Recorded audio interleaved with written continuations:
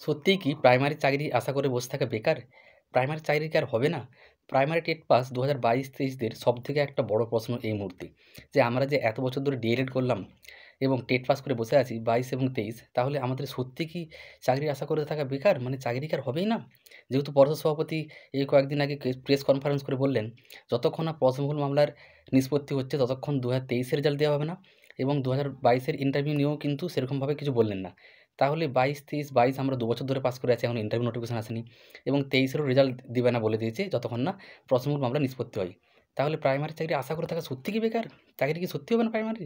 তো এই নিয়ে কিছু কথা বলব এবং বাস্তব কিছু কথা বলব। কথাগুলো কারো খারাপ লাগতে পারে এবং কাদের খারাপ লাগবে?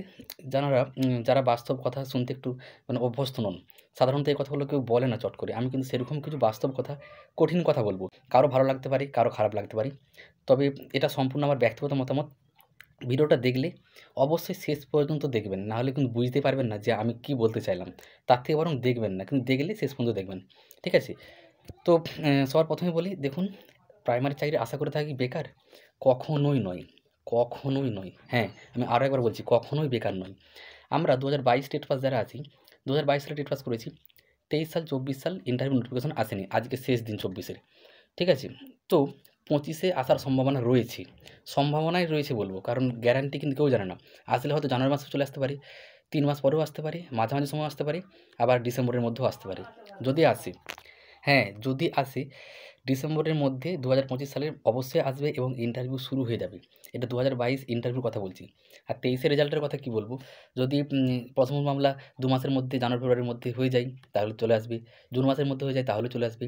তবে এই ২০২৫ সালটা খুবই গুরুত্বপূর্ণ আমার মতে কিন্তু। আমি সবকিছু বলছি, এটা সম্পূর্ণ আমার মতামত। আপনার মতামত আলাদা হবেই, হতেই পারে নয়। কারণ প্রত্যেকটা মানুষের চিন্তাভাবনা, আগ্রহ বা সমস্ত কিছুই আলাদা। ঠিক আছে? তো সবকিছুই যেহেতু আলাদা, আপনাদের মতামত আলাদা হতেই পারে। আপনারা এখন বলবেন একজন যে, আচ্ছা, যেমন একজন কয়েকদিন আগে আমাকে বলেছিল, "ভাই, এ এই আশা করে লাভ নেই, তার জন্যই ভিডিওটা করছি।" কোনো লাভ নেই। চাকরি তো হবেই না। এখন ৫ বছর হবে না। এই কথাটার মানে আরও ব্যাখ্যা করার জন্য আরও বলা। তো সবথেকে বড় কথা, দেখুন, আমার মতে কিন্তু অবশ্যই হবে এবং যেহেতু ২৫ সালে ২৬ সালটা সবথেকে বেশি গুরুত্বপূর্ণ। কারণ ২৬ সালে বিধানসভা ভোট আছে। এবার অনেকে বলবেন ভোটের সাথে কি সম্পর্ক? আমার মত সম্পর্ক থাক বা নাই থাক, অবশ্যই এ সাধারণত দেখা যায়, আগেও আমরা দেখেছি যখন ভোট আসে, ভোটের আগে কিন্তু নিয়োগগুলো তাড়াতাড়ি করা হয় বা যেগুলো চাপা থাকে সেই নিয়োগগুলো অনেক সময় সরকার করে একটু ভালো দেখাতে চায় এবং দেখাতে চায় যে আমাদের না নিয়োগ দিচ্ছে, আমরা নিয়োগ দিচ্ছি। ঠিক আছে? পরীক্ষার্থীদেরকে একটু উৎসাহ করার চেষ্টা করে। তো এই দিক দিয়ে বলব, ২০২২ টেট পাস যারা রয়েছেন, কখনো এই কথাটা বলতে যাবেন না আপনারা নিজেরা। লোকে আপনাদেরকে বলুক, ডিমোটিভেট করুক, লোকের সমালোচনা করুক যে প্রাইমারি টেট পাস করে বেকার, প্রাইমারি চাকরি আশা করে বসে থেকে। এবার কাদের বেকার দেখুন, যাদের বয়স ৩৫ পেরিয়ে গেছে বা ৩৮ পেরিয়ে যাচ্ছে, মানে হয়তো যদি ২ বছর পরে নিয়োগ হয়, তাদের কিন্তু আর কোনো সুযোগ থাকছে না। যদি সরকার আলাদা কোনো ব্যবস্থা না করে, যাদের বয়স বেড়ে যাচ্ছে, এই যে এখন নোটিফিকেশন দিচ্ছে না, তার ফলে যাদের বয়স বেড়ে যাচ্ছে। যদি সরকার কিছু ব্যবস্থা না করে, ধরুন ৪০ বছর পেরিয়ে গেল, যার এখন ৩৮ বা ৩৭, ২ বছর ৩ বছর পরে যদি হয়, যদি কিন্তু, যদিও আমার মতে ১ বছরের মধ্যে হয়ে যাবে। খুব জোর ২ বছর। তো সেক্ষেত্রে তাদের কিন্তু সত্যি আশা করে বসে থাকা লাভ নেই। এটা একটা দিক।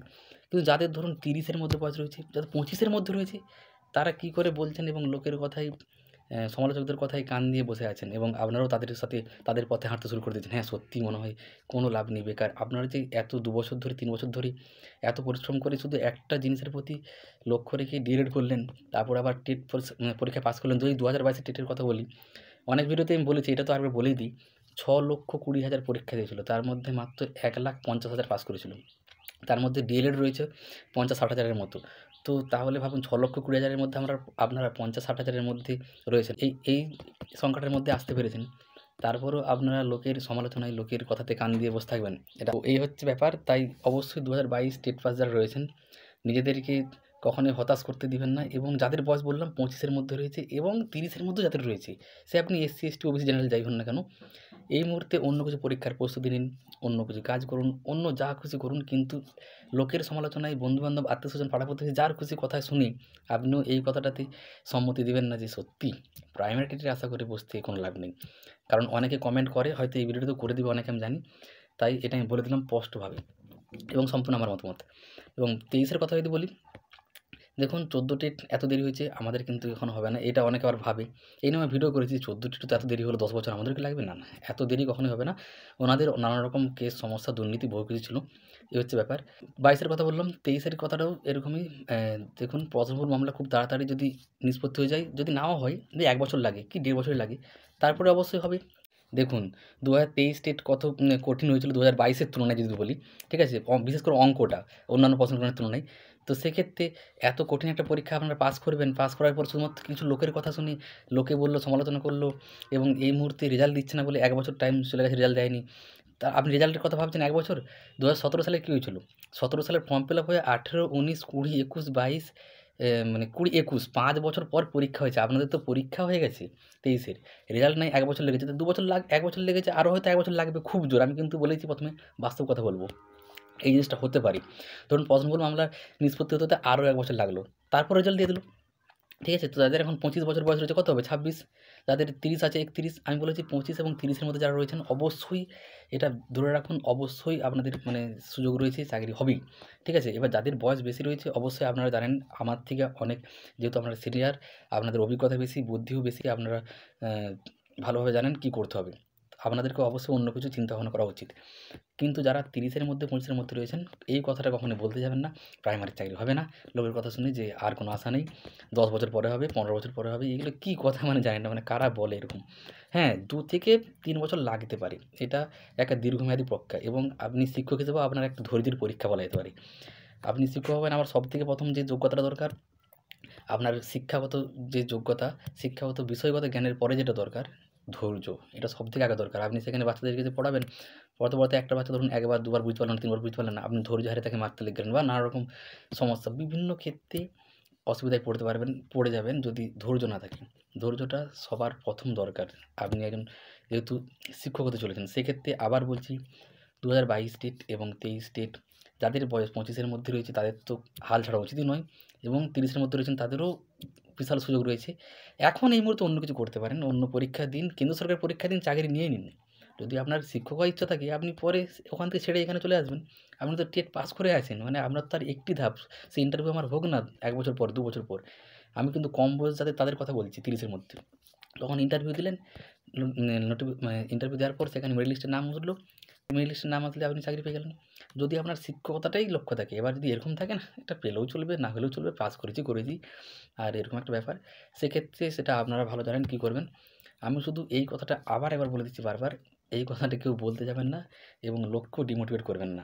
আপনার টেট পাস করে ২ বছর ৩ বছর ধরে ডিএলএড করে, ২ বছরের ডিএলএড আমার তো ৩ বছর লেগেছিল ২০১৯-২১ টা করতে। এমনিতেই ২.৫ বছর লাগে ডিএলএডগুলো করতে।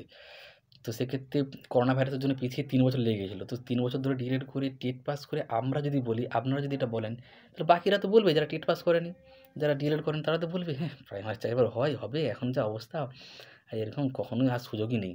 তা আপনারা যদি বলেন তারা তো বলবেই। তা আপনাদেরকে বলা উচিত না? অবশ্যই হবে। হ্যাঁ, সময় লাগছে, ২ বছর লাগছে, ৩ বছর লাগবে হয়তো। যেমন ১৪ সাল, ১৭ সালে এতদিন লেগেছে, আমাদের অতদিন হয়তো লাগবে না, কিন্তু তাদের অর্ধেক লাগতে পারে। ২ বছর, ৩ বছর। এই হচ্ছে ব্যাপার।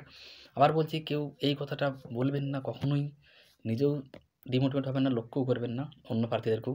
আপনার টেট পাস করে আছেন, ভাবতে পারছেন? এখন অন্য কিছু যেমন করুন না। আপনি ধরুন ব্যাংকে চাকরি পেয়ে গেলেন। করতেই পারেন। আপনার যোগ্যতা রয়েছে গ্র্যাজুয়েশন পাস করার পর। সেক্ষেত্রে আপনি করুন। সিজিএল এর চাকরি পেয়ে গেলেন, সিজিএসএল এর চাকরি পেয়ে গেলেন, এমটিএস এর চাকরি পেয়ে গেলেন। করুন। তাতে কী হয়েছে?